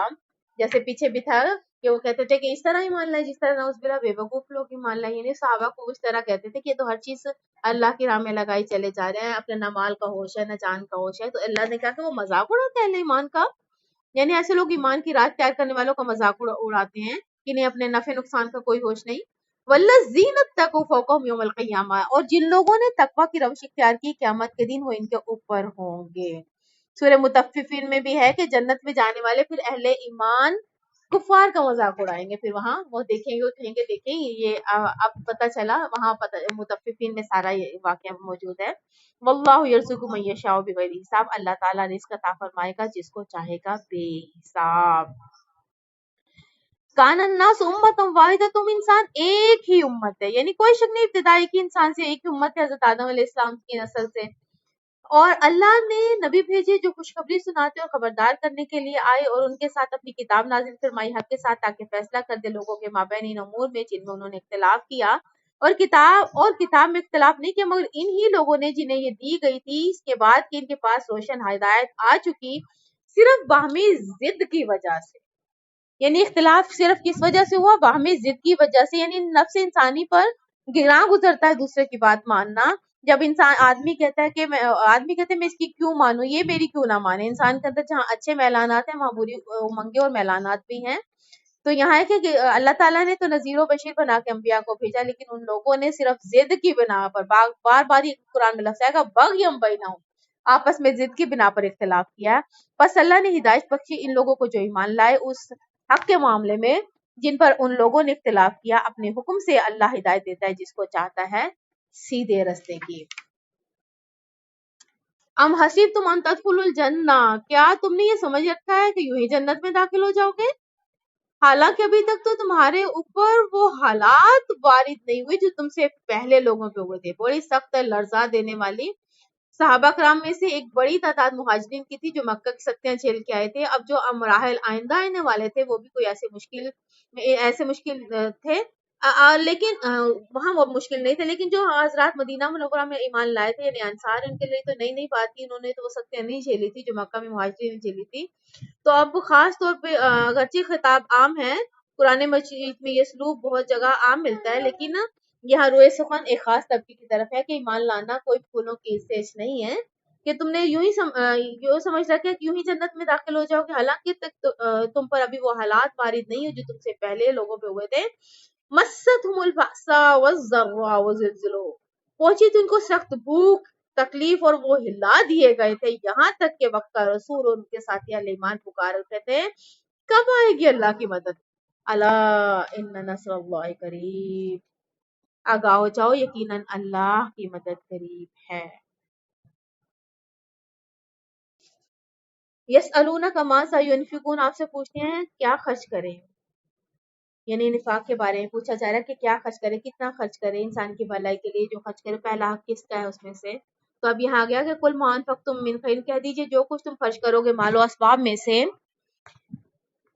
فللوالدین والاقربین والیتامى والمساکین وابن السبیل، تو والدین، رشتہ داروں، یتیموں، مسکینوں اور مسافروں کے لیے خرچ کرو، یعنی سب سے پہلا حق والدین کا، اس کے بعد درجہ بدرجہ قرابت داروں، یتیموں، مسکینوں اور مسافروں کا حق ہے۔ اور جو خیر بھی تم کماؤ گے تو اللہ اس سے خوب اچھی طرح واقف ہے۔ اور تم پر جنگ فرض کر دی گئی وہ تمہیں گراں گزرتی ہے، یعنی قتال اللہ تعالیٰ نے کہا کہ تم پہ فرض ہو چکا وہ تمہیں گراں گزرتا ہے، لیکن ہو سکتا ہے تم کسی شے کو ناپسند کرو اور تمہارے لیے بہتر ہو، اور یہ بھی ہو سکتا ہے تم کسی چیز کو پسند کرو وہ تمہارے لیے بری ہو۔ واللہ یعلم وانتم لا تعلمون، اللہ جانتا ہے تم نہیں جانتے، یعنی اب تم اپنی عقلوں پہ ایمان نہ رکھو، اللہ کی وحی پہ ایمان رکھو، اللہ کے رسول صلی اللہ علیہ وسلم پہ ایمان رکھو، جس وقت کے لیے جو حکم موضوع تھا وہی تمہیں اللہ اور اس کے رسول نے دیا۔ 14 برس تک تمہیں قتال سے منع کیا گیا، اس وقت تمہیں کہا گیا کہ کفوا ایدیکم، اپنے ہاتھ بندھے رکھو، اور اب قتال فرض کر دیا گیا ہے تو اب اس حکم پر بھی سر تسلیم ہم کر لو۔ یسألونک عن الشہر الحرام قتال فیہ، اب اے نبی صلی اللہ علیہ وسلم یہ آپ سے پوچھتے ہیں حرمت والے مہینوں میں جنگ کے بارے میں، تو کہہ دیجئے کہ اس میں جنگ کرنا بہت گناہ کی بات ہے، لیکن اللہ سے کے رستے سے روکنا، اس کا کفر کرنا، مسجد حرام سے روکنا اور حرم کے رہنے والوں کو وہاں سے نکالنا اللہ کے نزدیک اس سے بھی کہیں بڑا گناہ ہے۔ والفتنہ تو اکبر من القتل، یہ فتنہ قتل سے بھی بڑا گناہ ہے۔ حرمت والے مہینے ایک تو رجب ہے اور اس کے بعد 3 مہینے ایک ساتھ آتے ہیں، ذی الحج اور محرم۔ 3 مہینے میں جنگ کرنا منع ہے، لڑنا منع ہے۔ تو اللہ تعالیٰ نے کہا کہ لیکن جو کوئی فتنہ کرتا ہے، جو کوئی شر پھیلاتا ہے، تو اللہ نے کہا کہ فتنہ لیکن اگر کوئی پیچھے سے لڑائی کرنے آتا ہے، جنگ کرتا ہے، تو پھر جو شر اور فتنہ پھیلاتا ہے تو پھر اس کا مقابلہ کرنا جائز ہے۔ جیسے مسجد حرام میں پیچھے ہم نے پڑھا کہ مسجد حرام کے قریب جو ہے لڑائی جھگڑا کرنا منع ہے، لیکن اگر کوئی حملہ کر دیتا ہے کافر تو وہاں بھی اجازت دی اللہ تعالیٰ نے۔ وَلَا يَزَالُونَ يُقَاتِلُونَكُمْ حَتَّى يَرُدُّوكُمْ عَنْ دِينِكُمْ إِنِ اسْتَطَاعُوا، یہ لوگ تم سے جنگ کرتے ہیں یہاں تک کہ لوٹا دے تم اپنے دین سے اگر وہ ایسا کر سکتے، یعنی یہ تو اس بات پر تلے ہوئے ہیں کہ تمہیں تمہارے دین سے ہی پھیر دے۔ اور سن لو جو کوئی بھی تم میں سے اپنے دین سے پھر گیا اور اسی حالت میں اس کی موت آ گئی کہ وہ کافر ہی تھا، تو یہ وہ لوگ ہوں گے جن کے تمام اعمال دنیا اور آخرت میں عقارت کر دیے جائیں گے، حبت ہو جائیں گے، ان کی تمام نیکیاں، جتنا بھی نمازیں پڑھی ہو، کوئی نفاق کیا ہو، سب کا سب صفر ہو جائے گا اگر ایمان لانے کے بعد کوئی کافر ہو جائے۔ اللہ ہمارے ایمانوں کو سلامت رکھے۔ اولئک اصحاب النار، وہ جہنم والے ہیں، ہم فیہا خالدون، اور اسی میں وہ ہمیشہ ہمیشہ رہیں گے۔ اس کے برعکس وہ لوگ ایمان لائے جنہوں نے ہجرت کی جہاد کے اللہ کی راہ میں، یہی وہ لوگ ہیں جو اللہ کی رحمت کے امیدوار ہیں، اور اللہ غفور بھی ہے اور اللہ رحیم بھی ہے۔ اے نبی صلی اللہ علیہ وسلم، یہ آپ سے شراب اور جوئے کے بارے میں دریافت کرتے ہیں کہ اس کا کیا حکم ہے، تو ان سے کہہ دیجئے کہ ان دونوں کے اندر بہت بڑے گناہ کے پہلو بھی ہیں اور لوگوں کے لیے کچھ منافعتیں بھی ہیں۔ یعنی شریعت کا ابتدائی خاکہ یہاں تیار ہو رہا ہے کہ یہاں پہلے ابتدائی حکم آیا، اللہ نے صرف ناراضگی کا اظہار کیا کہ اس میں فائدے تو ہیں لیکن نقصان زیادہ ہیں، اس کا منافع جو ہے اس کے اسمہ اکبر من نفعہما، البتہ اس کا گناہ کا پہلو نفع کے اعتبار سے بہت بڑا ہے۔ یہاں صرف یہیں تک چھوڑ دیا گیا، یعنی اب اگر تمہاری عقل سلیم ہے، حقیقت تم پہ کھول دی گئی ہے کہ تم کیا اختیار کرتے ہو۔ پھر اگلی حکمت جو ہے ہم نے سورہ نساء انشاءاللہ پڑھیں گے کہ جب تم حالت وہ اس میں ہو ون تم جب تم نشے کی حالت میں ہو تو شراب کے وہ نماز کے قریب مت جاؤ۔ تو اگلا حکم جو ہے پھر سورہ مائدہ میں ہے کہ یہ سب شیطانی عمل ہے، ان سے بچو۔ یسألونک ماذا ينفقون، یہ آپ سے پوچھتے ہیں اللہ کے راہ میں کتنا خرچ کریں، تو قل العفو، کہہ دیجئے جو تمہاری ضرورت سے زائد ہے۔ یعنی اللہ کا یہ مطالبہ نہیں ہے اپنی ضرورتوں کو پھر پسے پوچھ ڈال دو اور سب کچھ کر دو، اللہ نے کہا کہ جو بچ جائے، جو ضرورت سے زائد ہو وہ خرچ کرو۔ اب ہمیں یہ دیکھنا ہے نا کہ ہم نے اپنی ضرورتیں کتنی رکھی ہوئی ہیں، ہم نے اپنا معیار کیا بنایا، ہم نے اپنے دین کو آگے رکھا ہوا ہے یا ہم نے اپنی ذات کو آگے رکھا ہوا ہے، اور کس قدر یا جتنا پیارا ہم اتنی اپنی ضرورتیں بڑھاتے چلے جا رہے ہیں، یا ہم نے جتنا آتا اس میں سے کس قدر ہم اپنے دین کے لیے لگا رہے ہیں۔ تو اللہ نے تو اصول دے دیا، کذالک یبین اللہ لکم الآیات لعلکم تتفکرون، اس طرح اللہ تعالیٰ اپنی آیات تمہارے لیے واضح کر رہا ہے تاکہ تم غور و فکر کرو۔ دنیا اور آخرت کے معاملات میں یہ آپ سے پوچھتے ہیں یتیموں کے بارے میں، تو نبی صلی اللہ علیہ وسلم سے کہہ دیجئے کہ ان کی بھلائی اور مصلحت بہتر ہے، یعنی اصلاح اللہ خیر، یہی ان کے لیے ان کی اصلاح بہتر ہے، یہ نیکی اور بھلائی کی مصلحت کو پیش نظر رکھا جائے۔ اگر تم ان کو اپنے ساتھ ملائے رکھو تو وہ تمہارے بھائی ہیں، اللہ جانتا ہے مفسد کو بھی اور مصلح کو بھی، یعنی جو کس کی بدنیتی ہے، کون یتیم کا مال ہڑپ کرنا چاہتا ہے یا کون یتیم کی خیر خواہی کرنا چاہتا ہے، تو اللہ کو خوب معلوم ہے۔ اگر اللہ چاہتا ہے تو تمہیں سختی میں ہی ڈالے رکھتا، لیکن اللہ تعالیٰ زبردست ہے، حکمت والا، یعنی انتہائی مشقت پر مبنی سخت سے سخت حکم دے کے بھی کہتا ہے کہ وہ زبردست ہے، لیکن وہ انسانوں کو مشقت میں نہیں ڈالتا بلکہ اس کے ہر حکم کے اندر حکمت ہے۔ اور مشرک عورتوں سے نکاح نہ کرو جب تک کہ وہ ایمان نہ لے آئیں، اور ایک مومنہ لونڈی بہتر ہے ایک آزاد مشرک عورت سے اگرچہ وہ تمہیں اچھی لگتی ہو، اور اپنی عورتیں مشرکوں کے نکاح میں مت دو جب تک وہ ایمان نہ لائیں، اور ایک مومن غلام بہتر ہے کہ آزاد مشرک مرد سے اگرچہ وہ تمہیں پسند ہو، یعنی کتنی خواہ کچھ بھی ہو اس کے پاس، لیکن یہاں اللہ تعالیٰ نے کہہ دے کہ ایمان کی دولت سب سے بڑی ہے۔ اولئک یدعون الی النار، یہ لوگ آگ کی طرف بلا رہے ہیں اور اللہ تمہیں بلا رہا ہے جنت کی طرف اور مغفرت کی طرف، اور اپنی آیات واضح کر رہا ہے لوگوں کے لیے تاکہ وہ نصیحت حاصل کریں۔ اور یسألونک عن المحیض، وہ حیض کے بارے میں آپ سے سوال کرتے ہیں، کہہ دیجیے یہ ایک ناپاکی ہے اور تکلیف کا مسئلہ ہے، تو حیض کی حالت میں عورتوں سے دور رہو، ان سے مقاربت نہ کرو یہاں تک کہ وہ پاک ہو جائیں، اور جب وہ خوب پاک ہو جائیں تو اب ان کی طرف جائے جہاں سے اللہ تعالیٰ نے تمہیں حکم دیا ہے، یقیناً اللہ تعالیٰ محبت کرتا ہے بہت توبہ کرنے والوں سے، اور محبت کرتا ہے بہت پاک بازی اختیار کرنے والوں سے۔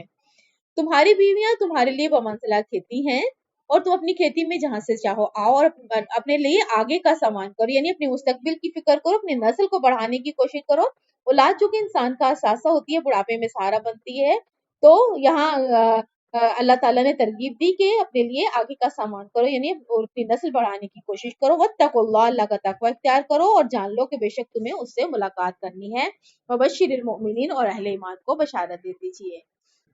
اور اللہ کے نام کو تختہ مشق نہ بنا لو اپنی قسموں کے لیے، ولا تجعلوا اللہ عرضۃ، اور بھلائی نہ کرو، پرہیزگاری نہ کرو گے، اور لوگوں کے درمیان صلح نہ کراؤ گے۔ تو کیا ہے کہ اللہ نے کہا کہ اللہ تو سننے والا ہے، جاننے والا ہے، یعنی اللہ تعالیٰ کے عظیم نام کا استعمال کرتے ایسی قسمیں مت کھاؤ جو نیکی تقوی اور مقصد اصلاح کے خلاف ہو۔ اس وقت غصے میں آ کر انسان قسم کھا بیٹھتا ہے کہ میں فلاں بھلائی کا کام نہیں کروں گا، تو اس کو اللہ تعالیٰ نے کہا کہ یہ نہیں کھانے، اگر کھا لی ہے تو پھر اس کو توڑ دینا واجب ہے، اور پھر کفارہ بھی دینا، اگر اللہ کے نام کی کوئی قسم کھا لی ہے تو توڑتے وقت پھر کفارہ بھی ہے۔ اللہ سمیع علیم، اللہ سننے والا جاننے والا ہے۔ اور اللہ تعالیٰ مواخذہ نہیں کرے گا تم سے تمہاری بے معنی قسموں پر، یعنی عربوں کا بھی انداز گفتگو تھا کہ وہ اللہ اور باللہ کے نام سے شروع کرتے تھے، اور ہمارے ہاں بھی ہے کہ بہت سارے لوگ جو ہیں ایسے ہی قسم کہتے ہیں، اللہ قسم، مطلب ایسے ہی قسم کھاتے، بلا وجہ ہی کھاتے رہتے ہیں، زبان پہ ان کے چڑھی ہوئی ہے۔ تو اللہ نے کہا کہ بلا وجہ اگر کھا لی ہے تو اس پہ تو مواخذہ نہیں ہے، لیکن ان قسموں پر تم سے ضرور مواخذہ کرے گا جو تم نے اپنے دلی ارادے سے کھائی ہو۔ اگر ایسی قسموں کو توڑو گے پھر کفارہ دینا ہوگا، جو آگے تک سورہ معاہدہ میں ہے، پھر وہ کفارے کا بیان بھی ہے، اور سورہ نساء میں بھی ہے آگے، واللہ غفور حلیم، اللہ بخشنے والا اور حلیم ہے۔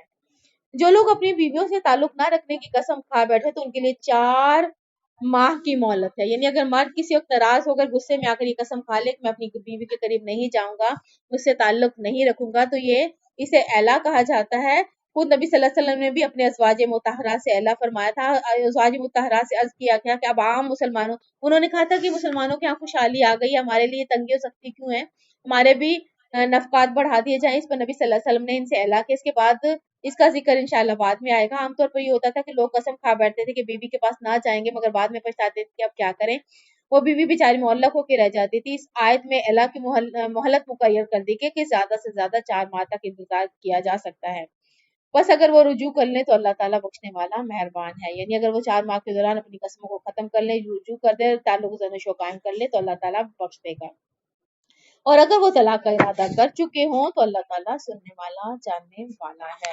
اب یہاں دیکھیں کہاں کتنی اہم بات آتی ہے کہ قسمیں کھا کے تو سالوں کے لیے چھوڑ دیتے ہیں اور علیحدگی اختیار ہو جا کر لیتے ہیں، تو کتنا مطلب وہ غلط فیصلہ کر رہے ہوتے ہیں۔ تو اللہ نے کہا کہ 4 مہینے مہلت ہے، اس کے بعد جو ہے اگر وہ طلاق کا ارادہ کر لے تو پھر طلاق دے دیں، یعنی ان کو معلق نہ چھوڑے، یا تو ساتھ رکھیں 4 مہینے، صرف اللہ تعالیٰ نے مہلت دی ہے اللہ کی، تو اس کے بعد فیصلہ کر لیں، یا تو ساتھ رکھیں، رجوع کر لیں، اور یا پھر طلاق دے دیں۔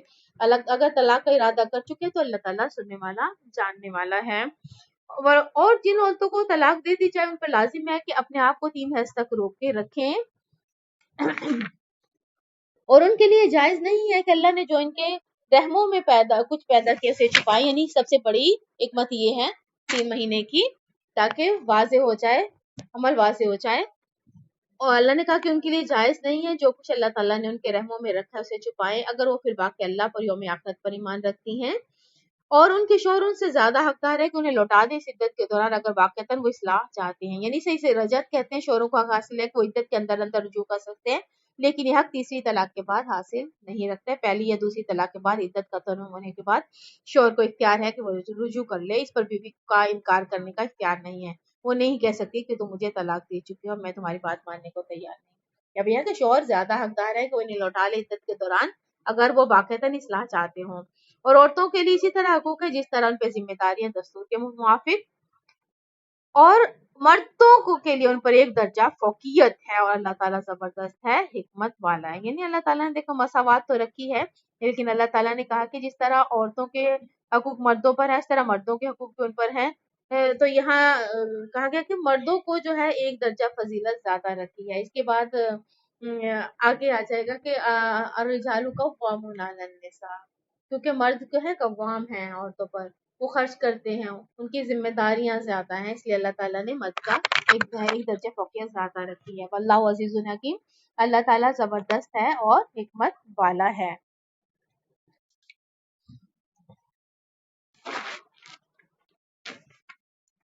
तलाक मरवतान, तलाक दो मरतबा है, यानी एक शोहर को दो मरतबा तलाक देकर रुजू का हक है। एक दफा तलाक दी, इद्दत के अंदर अंदर रुजू कर लिया, ठीक है, फिर तलाक दे दी, इद्दत के अंदर रुजू कर लिया तो ठीक है, तीसरी मरतबा तलाक दे तो अब रुजू नहीं कर सकता। फिर या तो मारूफ तरीके से रोक लेना है या फिर खूबसूरती से रुखसत कर देना है। ये तुम्हारे लिए ये जायज नहीं है जो कुछ तुमने उन्हें दिया है वो वापस लो, सिवाय इसके कि दोनों को अंदेशा के वो हदूदुल्लाह को कायम नहीं रख सकते। यानी यहाँ जो भी मेहर दे दिया और ये सब कुछ अल्लाह ताला ने कहा कि जितना भी दे दिया, बल्कि एक जगह का तुम खजाने दे चुके हो तो तुम्हें वापस लेने का इख्तियार नहीं है। हाँ, दूसरा तरीका ये है कि अगर मर्द तलाक नहीं दे रहा और खुद तलाक मांग रहे, उसे अपने मेहर छोड़ना पड़ रहा है, तो फिर वो तरीका फिर हम उसको क्या कहते हैं हम, जब औरत तलाक, उसको खुला कहा जाता है। फिर औरत फिर अपना हक छोड़ देती है, सिवाय इसके कि दोनों को अंदेशा हो कि वो हदूदुल्लाह को कायम नहीं रख सकते। यानी औरत फिर कोई मालिया रकम फिदिया देकर अपने शौहर से खुलासी हासिल कर सकती है। फिर अगर तुम्हें ये अंदेशा हो कि दोनों हदूद इलाही पे कायम नहीं रह सकते, इन दोनों मामलों में भी कोई गुनाह नहीं है जो औरत फिदिया में दे दे। ये अल्लाह की हदूद है, बस इसे तजावुज मत करो। देखिए, दिल का हदूदुल्लाह फला तातदूहा, ये दूसरी बार आ गई, अल्लाह की हदूद है, इसमें इसे तजावुज ना करो, और जो लोग अल्लाह की हदूद से तजावुज करते हैं वो ये जालिम हैं। फिर अगर वो उसे तलाक दे दे, यानी 30 मरतबा उसे तलाक दे, तो औरत इसके लिए अब जायज नहीं है जब तक कि वो औरत किसी और शख्स से निकाह ना करे। यानी तीसरी तलाक दे चुकने के बाद अगर वो शख्स इस औरत से निकाह करना चाहता है, जब तक वो औरत किसी दूसरे शख्स से निकाह ना करे, वो इसे तलाक ना दे, वो पहले शौहर के लिए हलाल नहीं है। इसे हलाला कहा जाता है, लेकिन ये हलाला मुकरू धंधा के तौर पर रिवाज पा चुका है कि एक मुआहदे के तहत औरत का निकाह किसी मर्द से कराया जाता है, फिर इसे तलाक दी जाती है। अल्लाह ताला ने नबी सल्लल्लाहु अलैहि वसल्लम ने उस पर लानत फरमाई है। देखिए, फाइन तल्ला का फिर अगर वो तलाक दे दे तो अब कोई गुनाह नहीं कि दोनों मुराजमत कर लें। देखिए, ये जो हलाला है ये एक लफ्ज है, सिर्फ उसके लिए हलाल का मतलब हलाल मतलब फिर उसके लिए हलाल है। यानी अगर कोई शख्स तलाक दे चुका है तो वो उसके लिए अब हलाल नहीं है, वो फिर दोबारा उसे निकाह नहीं कर। हाँ, अगर फिर उस औरत की कहीं और शादी हो जाती है, वो मर्द उसको अपनी मर्जी से तलाक दे चुका है, तो अब है कि अब इसके लिए ये हलाल है, सिर्फ ये तरीका है। अब यहाँ जो है कि वो फिर हलाले करवाए जा रहे हैं, ये सब कुछ ये बिल्कुल नाजायज तरीका है। नबी सल्लल्लाहु अलैहि वसल्लम ने लानत फरमाई है ऐसे हलाला करवाने वालों पे। फाइन तल्ला का फिर अगर वो तलाक दे दे तो फिर अब कोई गुनाह नहीं है इन दोनों पे कि वो मराजमत कर लें, अगर ये उनको यकीन हो कि वो अल्लाह के हदूद की पासदारी कर सकेंगे। ये दिल का हुदूदुल्लाह, ये अल्लाह की मुकर्रर की हुई हदें हैं जिनको वो वाज़े कर रहे हैं उन लोगों के लिए जो इल्म हासिल करना चाहें, यानी जो जानना चाहें अल्लाह ताला उसके मफ़हूम को वाज़े कर रहा है। और जब तुम लोग अपनी बीवियों को तलाक दो फिर वो अपनी इद्दत पूरी कर लें तो या तो मारूफ तरीके से इन्हें रोक लो या अच्छे अंदाज से इन्हें रुखसत कर दो, और उन्हें मत रोको नुकसान पहुंचाने के इरादे से कि तुम हद से तजावुज करो, यानी तंग करने के लिए ना रोको कि देखें अब मैं इसकी जरा खबर लूंगा, तलाक हो जाएगी तो ये आजाद हो जाएगी, इस तरह के मतलब उसको रोके रखते हैं। गुस्सा इतना होता है, ठंडा नहीं हो रहा था कि वो कहते हैं कि औरत को मजीद परेशान करने के लिए, मजीद तकलीफ देने के लिए उसे तलाक भी नहीं दे रहे होते फिर वो शख्स। तो यहाँ अल्लाह के कानून का मजाक उड़ाना है ये सब कुछ। तो अल्लाह ने कहा तुन्हें मत रखो नुकसान पहुंचाने के इरादे से, और तुम हदूद ताकि तुम हदूद से तजावुज करो, और जो कोई भी ये काम करेगा वो अपनी ही जान पे जुल्म उठाएगा, और अल्लाह की आयत का को मजाक ना बना लो। यानी जरूरी है कि अहकाम शरीयत पर इसके रूह के मुताबिक अमल किया जाए। यही वजह है कि कुरान हकीम में खास तौर पर अज़वाजी जिंदगी के ज़मन में बार बार अल्लाह के खौफ और तकवा की ताकीद की गई कि अगर तुम्हारे अंदर इससे तकवा से खाली होंगे, तुम अल्लाह की शरीयत को खेल तमाशा बना दोगे, मजाक ठट्टा बना दोगे। इसलिए जो भी खुतबा निकाह में भी जो आयतें तिलावत की जाती हैं वो सूरह निसा की पहले 2 आयतें भी हैं और सूरह हज की आयत भी है। उसमें इन तीनों आयतों में तकवा की बार बार ताकीद की गई, यानी जितने नए नाजुक रिश्ते होते हैं अल्लाह के डर के बगैर, अल्लाह की खशियत के बगैर इन्हें पूरा करना मुमकिन नहीं है। बार बार अल्लाह ताला ने तकवा का तज़किरा किया।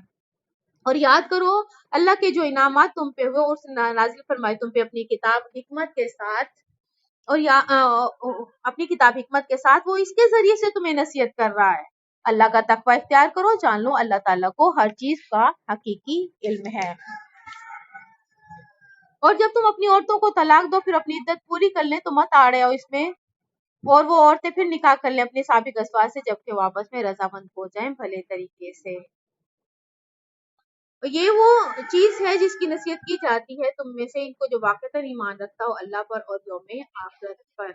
अब यहाँ वही कहा गया कि वो जो तुम अपनी औरतों को तलाक दो फिर अपनी इद्दत पूरी कर ले तो मत आड़े, और में जो औरतें निकाह कर ले अपने साबिक अज़वाज से, यहाँ यानी कि फिर वो शोहर से जब दूसरी तलाक होती है तो शोहर से निकाह सानी होता है, तो अब यहाँ खानदान वालों को कहा जा रहा है कि फिर तुम उनके दरमियान आड़े मत आओ। तो अल्लाह ताला ने उनको हक दिया है तो वो निकाह आपस में कर सकते हैं।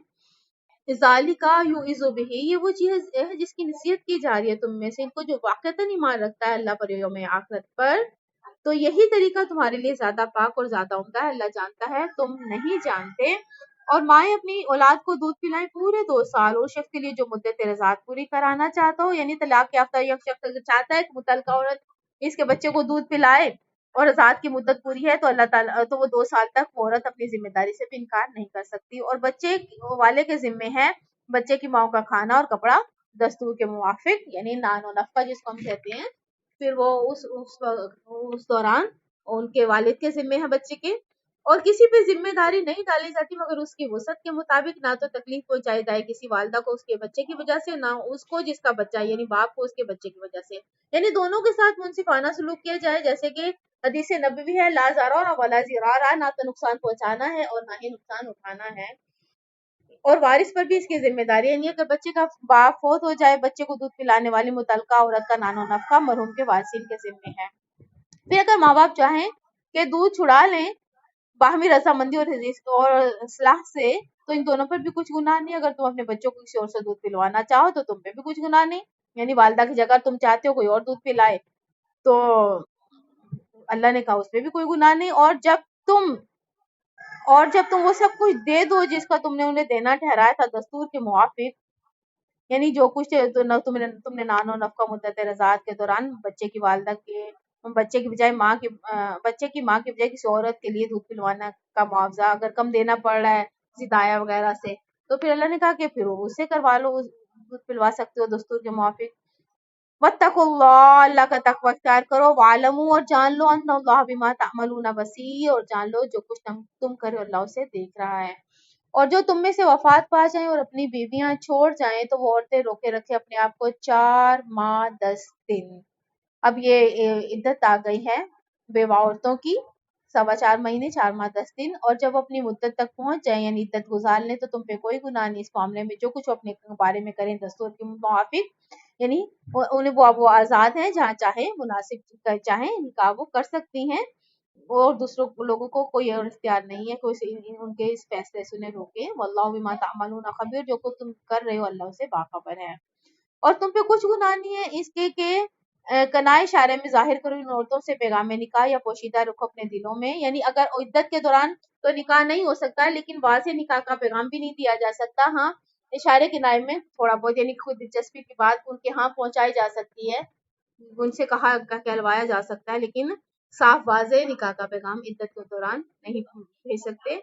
अल्लाह को मालूम है तुम इन औरतों का जिक्र करोगे लेकिन उनसे निकाह का वादा ना करो छुप कर, सिवाय इसके कि कोई बात कह दो मारूफ तरीके से, और मत बांधो गिरा निकाह की जब तक कि कानून शरीयत अपनी मुद्दत को ना पहुंचाए, यानी जब तक इद्दत पूरी ना हो जाए। और जान लो अल्लाह खूब जानता है जो कुछ तुम्हारे दिलों में, बस इसी से डरते रहो और ये भी जान रखो कि अल्लाह ताला बख्शने वाला है और बुर्दबार है। اور تم پہ کوئی گناہ نہیں ہے کہ تم اپنی بیویوں کو طلاق دو جن کو تم نے نہیں چھوا ہو اور ان کے لیے مہر مقرر کیا ہو. یعنی ایسا شخص بھی جو اپنی منکوحہ کو اس حالت میں طلاق دے کہ یعنی اپنی رخصتی نہیں ہوئی, خلوت صحیحہ کی نوبت نہیں آئی ہے اور نہ ہی کوئی مہر مقرر کیا گیا ہو کہ وہ دے سکتا ہے, تو اللہ نے کہا وامت کیوں ہونا, تو ان کو کچھ خرچ دو. یعنی اس حالت میں بھی مہر کی ادائیگی تو لازم نہیں, لیکن مرد کو چاہیے کہ کچھ نہ کچھ مال و متاع, دنیاوی کپڑے وغیرہ دلا کے فارغ کرے. صاحب وسعت پر اپنی حیثیت کے مطابق ضروری ہے اور تنگ دست پر اپنی حیثیت کے مطابق. جو خرچ کرنا ہے قاعدے کے موافق, یعنی جو ساز و سامان دینا ہے بھلے طریقے سے دینا ہے, متام بالمعروف, اور یہ حق ہے محسنین پر, حق کا نل المحسنین, یعنی نیکی کرنے والے بھلے لوگ خوب جاننے کی اللہ تعالیٰ کی طرف سے عائد کرتا ہے, ایک ذمہ داری ہے. اور اگر تم عورتوں کو طلاق دو ان کو ہاتھ لگانے سے پہلے, تم ٹھہرا چکی ہو ان کے لیے ایک متعین مہر, تو جو مہر تم نے طے کیا اس کا آدھا ادا کرنا لازم ہے, اللہ یہ کہ وہ معاف کر دیں. یعنی اگر عورت کہے کہ مجھے آدھا بھی نہیں چاہیے, مجھے تو چوتھائی چاہیے, کچھ بھی نہیں چاہیے, تو اللہ نے کہا کہ اللہ یہ کہ وہ معاف کر دیں. یا وہ شخص درگزر سے کام لے جس کے ہاتھ میں نکاح کی گرا ہے, یعنی اگر مرد چاہے تو پورا بھی دے سکتا ہے. تو یہاں اللہ نے کہا کہ اگر وہ چاہے تو جس کے ہاتھ میں نکاح کی گرا ہے, تو یہ کہ تم مرد وان تاف, اگر تم درگزر کرو, اقرب التقوی, یہ تقوی کے قریب ترین ہے, اور اپنے مابین احسان کرنا مت بھلا دو. یعنی جو تمہارے درمیان ایک دوسرے کو جو فضیلت ہے اس کو مت بھولو, یعنی اللہ نے جو فضیلت مردوں کو عورتوں پر دی ہے اس کو بھی مت بھولو. تو اپنا طرز عمل اچھے طریقے کا اختیار کرو, ان کو عزت سے تکریم سے رخصت کرو. ان اللہ بما تعملون بصیر, یقیناً جو تم کر رہے ہو اللہ اسے دیکھ رہا ہے. اور نہ اپنی نمازوں کی حفاظت کرو, خاص طور پہ بیچ والی نماز کی. بیچ والی نماز صلاۃ وسطیٰ سے مراد زیادہ اقوال یہ ہے کہ نماز اثر مراد ہے, اور اس سے پہلے 2 نمازیں فجر و ظہر کی, اور آخر میں 2 مغرب اور عشاء کی. بیچ والی نماز جو ہے اثر ہے. وقوموا للہ قانتین, اور کھڑے رہو اللہ کے سامنے پورے ادب کے ساتھ. اور اگر تم خطرے کی حالت میں ہو, چاہے پیادہ ہو پڑھ لو, یا رکبانن پڑھ لو, یا سوار ہو یا سوار, یعنی اگر دشمن پیچھا کر رہا ہے, آپ رک کر تمام شرائط و ادب کے ساتھ نماز پڑھنا شروع کر دیں گے تو آپ کے سر پہ آ جائے گا. تو یہاں اگر خطرے کی حالت میں ہو, اور جب تم امن میں آ جاؤ تو پھر اللہ کو یاد کرو جیسے تمہیں سکھایا ہے اور تم نہیں جانتے تھے. اور جو لوگ تم میں سے وفات یتوفون منکم, وفات دے دیے جائیں اور چھوڑ جائیں بیویاں, تو وصیت کر جائیں اپنی بیویوں کے لیے 1 سال تک کے لیے نان و نفقہ کی, بغیر اس کے کہ انہیں گھر سے نکالا جائے. یعنی مثال کے طور پر اگر کوئی شخص فوت ہو چکا ہے, اس کی 4 بیویاں, ان میں سے ایک کی ہاں اولاد ہے, باقی 3 کی اولاد نہیں ہے, تو 3 اولاد باقی کے لیے تو سوتیلی مائیں ہوں گی وہ, تو اس وقت یہ کہا گیا کہ انہیں فوراً گھر سے نہ نکالو. لیکن یہ قانون وراثت سے پہلے کا حکم ہے. جب قانون وراثت آ گیا تو ہر بیوی کو جو اس کے وارث کا وراثت کا حق پورا ملے گا. فَإِنْ خَرَجْنَا فَلَا جُنَاحَ عَلَيْكُمْ فِيمَا فَعَلْنَا فِي أَنفُسِهِنَّ مِن مَّعْرُوفٍ, پھر اگر وہ عورتیں خود نکل جائیں تو تم پہ کوئی گناہ نہیں ہے, تو جو کچھ اپنے حق میں معروف طریقے پہ کرنا چاہیں, اللہ تعالیٰ زبردست ہے اور حکمت والا ہے. اور متعلقہ عورتوں کو بھی ساز و سامان ہے, زندگی دینا ہے معروف طریقے پر, یہ حق ہے متقین کے لیے. اسی طرح اللہ تعالیٰ تمہارے لیے اپنی آیات کو واضح کر رہا ہے تاکہ تم عقل سے کام لو.